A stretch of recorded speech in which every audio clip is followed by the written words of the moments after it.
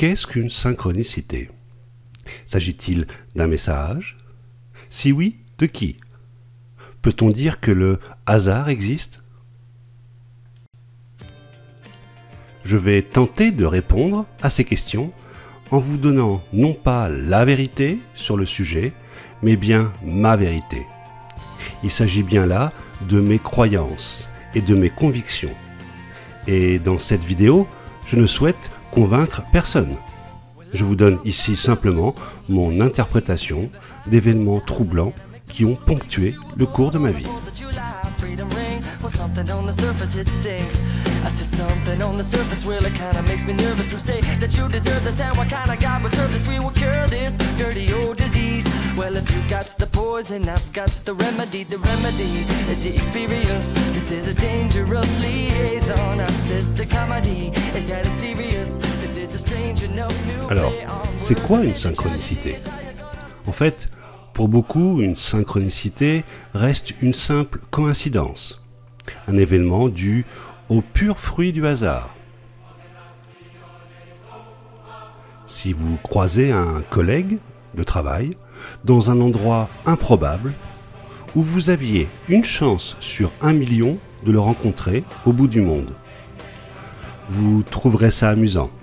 Un peu dingue, mais amusant. Et vous vous direz, mince, le monde est petit.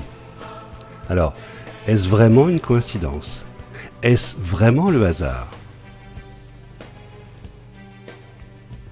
Les sceptiques cartésiens vous affirmeront que cela ne peut être qu'une coïncidence. Il ne peut pas en être autrement. Et pourtant. Et s'il y avait une raison précise pour que vous rencontriez votre collègue de travail dans un club de vacances au bout du monde? Et si derrière cette rencontre, il y avait comme une sorte de message, peut-être même une leçon à retenir. En fait, la plupart du temps, nous ne cherchons pas à comprendre ce message. Et parfois même, nous refusons de le voir. Et comme nous refusons de le voir, il n'existe pas. Carl Gustav Jung, médecin psychiatre suisse, est le fondateur de la psychologie analytique. En introduisant, entre autres, le concept de l'inconscient collectif et de l'influence culturelle sur le conscient et l'inconscient de l'individu. Son œuvre est considérée aussi bien scientifique que mystique. En effet, il étudia la psychologie, la psychanalyse, la philosophie, la sociologie, l'astronomie, l'anthropologie, mais également l'interprétation des rêves, les religions, les mythologies, l'alchimie. Il fut l'un des premiers à parler du principe de synchronicité dans les années 50. Le mot synchronicité vient des racines grecques. Syn, S-Y-N, signifie avec, qui marque l'idée de réunion. Et chronos, le temps. Réunion dans le temps. Et pour Jung, une synchronicité est une coïncidence signifiante. C'est-à-dire qu'un événement imprévu va faire écho avec les croyances, la culture et l'état d'esprit d'une personne. Voici un exemple de synchronicité rapporté par Carl Gustav Jung. Une jeune patiente qu'il suivait en psychanalyse eut à un moment décisif du traitement un rêve dans lequel elle recevait en cadeau un scarabée doré. Pendant qu'elle lui racontait son rêve, Jung entendit derrière lui un bruit, comme si l'on frappait légèrement à la fenêtre. Un insecte, en volant, heurtait la fenêtre à l'extérieur. Il ouvrit la fenêtre pour le laisser entrer. C'était une cétoine dorée, insecte de la famille des scarabées, qui, contre toutes ses habitudes, souhaitait pénétrer dans une pièce obscure, juste à ce moment. Jung fut le premier surpris par cette coïncidence signifiante. Cet événement lui permit ainsi de relancer la thérapie de la patiente qui stagnait. En effet, cette synchronicité avec son rêve était en lien avec le thème de la renaissance. Le scarabée signifiant la renaissance de l'âme dans nombre de civilisations, dont l'Égypte des pharaons. Alors, une coïncidence est-elle obligatoirement une synchronicité ? Certains pensent que oui, et qu'il n'y a pas de hasard. Cependant, Carl Jung indiquait qu'il existe aussi des coïncidences aléatoires, qui n'ont aucun sens. Il insistait même sur le fait qu'il pouvait être néfaste de voir des coïncidences signifiantes là où il n'y en a pas réellement. Une synchronicité contient-elle toujours un message ? Si le message existe bel et bien, le sens et son contenu sont souvent subtils. Il est intéressant également de remarquer que plus vous êtes attentif aux coïncidences signifiantes, et plus le message devient évident. Un peu comme si votre croyance alimentait les synchronicités pour les rendre plus fréquentes et plus fortes. Parfois, une coïncidence signifiante est tellement puissante que vous avez véritablement l'impression de recevoir un message de l'univers. En voici un exemple. À l'âge de 25 ans, je quittais ma verdoyante Touraine pour chercher du travail dans la capitale. Mon ami de l'époque me proposa un jour de visiter le cimetière du Père-Lachaise.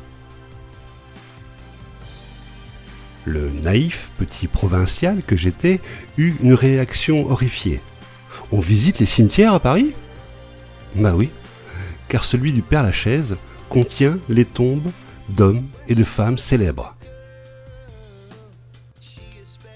Molière, Balzac, Chopin, Racine, Simone Signoret et Yves Montand, Jim Morrison,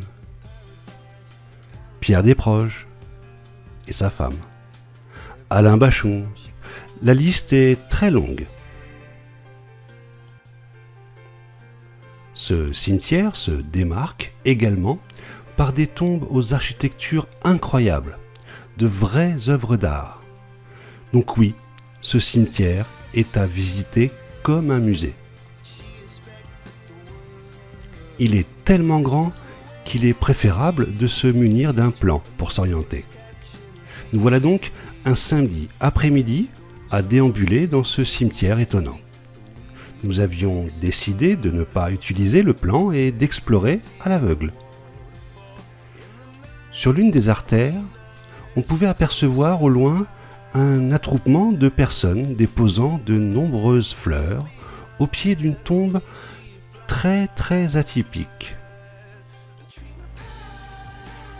Elle était en forme de dolmen, et sous le buste sculpté du défunt était indiqué Allan Kardec, fondateur de la philosophie spirit. Je me dis alors, il doit être connu cet homme, vu le monde qui lui rend hommage. En tout cas, sa tombe est originale. Allan Kardec, le père du spiritisme moderne, m'était complètement inconnu. Nous continuons notre visite, toujours sans plan. Je dirigeais au hasard notre expédition dans des petits chemins de traverse, loin des grandes artères trop fréquentées. C'est alors que, 20 minutes plus tard, dans un coin isolé du cimetière, devant nous, se dressait une petite tombe en forme de dolmen. Tiens, drôle de coïncidence. En regardant de plus près, on pouvait lire Pierre Gaëtan Lesmarie, disciple d'Allan Kardec. Alors ça, pour une coïncidence, nous étions tous les deux amusés de cette trouvaille, et par ce drôle de hasard.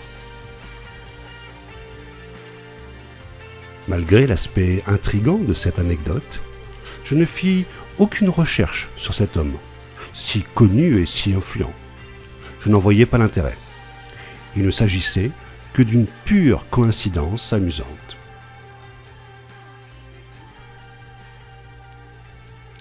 Trois semaines plus tard, ma grand-mère me rendait visite. C'est alors qu'elle me remit un vieux livre jauni par le temps, en me disant ces mots. « Je sais que toi, cela t'intéresse. Moi, ces histoires-là me font peur. Alors tiens, je te l'offre. » Je pris le livre en main, et sur la couverture, on pouvait lire Allan Kardec, le livre des esprits. Quel choc! C'est comme si une force invisible me disait « Tu dois absolument lire ce livre, tu n'as pas le choix. » Il s'agissait bien d'une synchronicité. Et la lecture de cet ouvrage fut comme un tsunami intellectuel. Il répondait à de très nombreuses questions, et même plus encore. Ce fut une véritable révélation. Il changea à jamais ma vie et ma vision du monde. Une synchronicité serait donc une sorte d'écho de l'univers à nos croyances et à nos demandes. Mais pas seulement, nous l'avons vu. Parfois, il s'agit bien d'un message clair et significatif d'une force invisible, mystérieuse, qui vous impose quasiment d'explorer certaines voies. Et nous avons toujours le choix d'en tenir compte ou pas. Nous avons le choix, de par notre libre arbitre, de voir ou de ne pas voir, de croire ou de ne pas croire. Si vous décidez de ne pas y croire, vous ne verrez que des coïncidences aléatoires. Mais à l'inverse, votre croyance renforcera les fréquences et l'intensité des synchronicités. Alors, pour conclure, je serai du même avis que Carl Jung. Le hasard, la coïncidence aléatoire, existent. À vouloir toujours tout interpréter, avoir un message dans chaque chose, vous risquez de vous égarer, voire même de vous faire manipuler. En revanche, si une coïncidence signifiante croise votre chemin et se répète, si l'univers vous fait du pied, il serait peut-être intéressant pour vous de vous pencher sur la signification du message qui vous est délivré et peut-être de ne pas ignorer cette synchronicité.